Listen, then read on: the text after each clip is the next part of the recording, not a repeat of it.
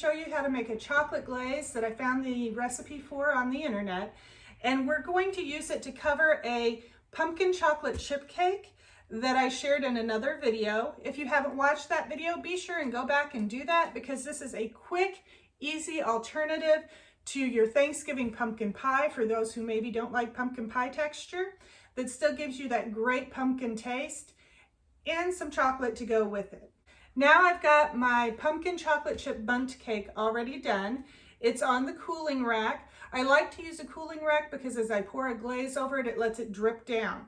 Now because it drips down, I also have pieces of wax paper underneath the cooling rack so that anything that drips onto the wax paper and clean up as a snap rather than me scrubbing chocolate glaze off of my countertop.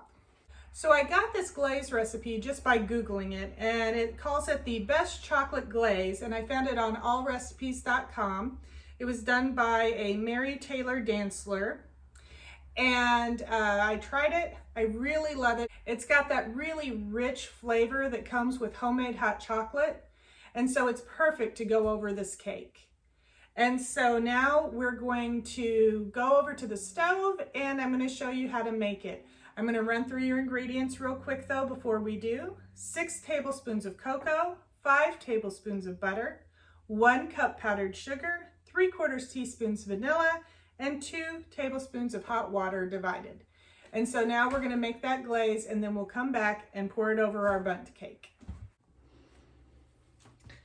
So for this glaze, as you can see, I've got 5 tablespoons of butter that I am melting over low heat.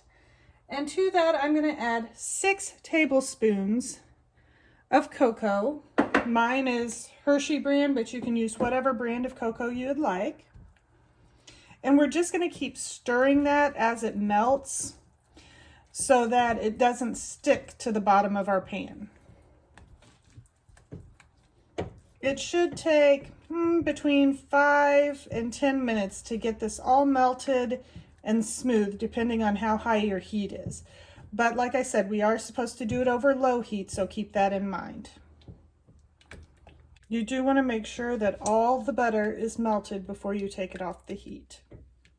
Okay, once it's melted and smooth, we're going to turn off our heat, remove the pan from the heat, add 1 cup of powdered sugar and 3/4 teaspoons of vanilla.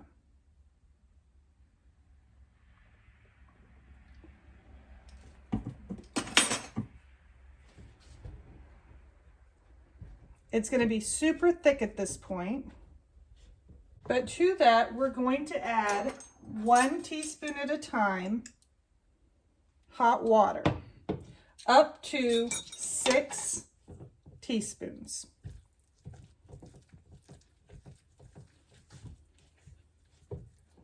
Stir it as best you can between each teaspoon.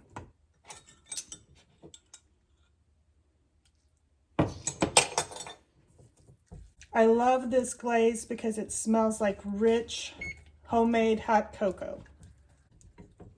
And you see it's made this beautiful, smooth, thick chocolate glaze that you can use on any kind of cake. We're going to use ours on our pumpkin chocolate chip cake that we made earlier. If you haven't watched that video, be sure and go back and do that. And we're going to put this on in just a moment.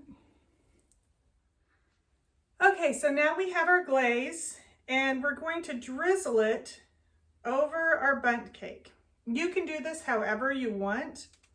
Some people are a little more perfectionistic about how it looks on the cake. I like it to be pretty, but I'm horrible at drizzling things, so mine always looks like some kind of kindergarten painting. But whether or not it turns out to be perfectly drizzled or more like that kindergarten mess, it's still going to be delicious when you cut into it. And this recipe does make quite a bit. You can drizzle it on to taste. If you like it a little lighter on the chocolate, go ahead and make it a little lighter. If you really like your chocolate, go ahead and just cover it completely. It's up to you how you do it. That looks pretty good. We're gonna stop there. Because I believe in being transparent, we're gonna have a little live and learn lesson here. I had my bundt cake on my cooling rack to drizzle it so I wouldn't have as much of a mess, so it wouldn't puddle on the serving plate, things like that. When I did this with the mini bundt cakes, it worked perfectly because they're so small. When I went to transfer my large bundt cake from the cooling rack to the plate, my cake started to fall apart because it is heavier than a mini bundt cake.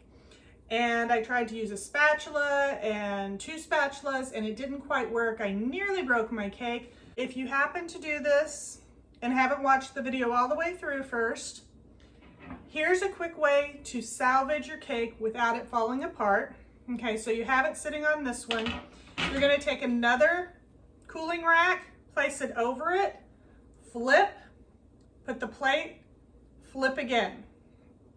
And that will go ahead and turn your cake out with minimal damage to the drizzling chocolate that you've already put on it. So again, you might want to just turn out your bundt cake onto the thing that you're serving it on to make it easy. So live and learn, learn from me, don't make that mistake yourself.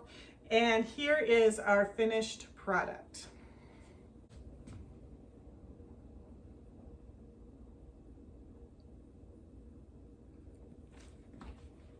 Here's a slice. It's moist, it's full of that really great pumpkin flavor. The chocolate chips and the glaze work perfectly with it to give it a little bit of a chocolate kick, and I think you and your family are really gonna enjoy it. Happy Thanksgiving.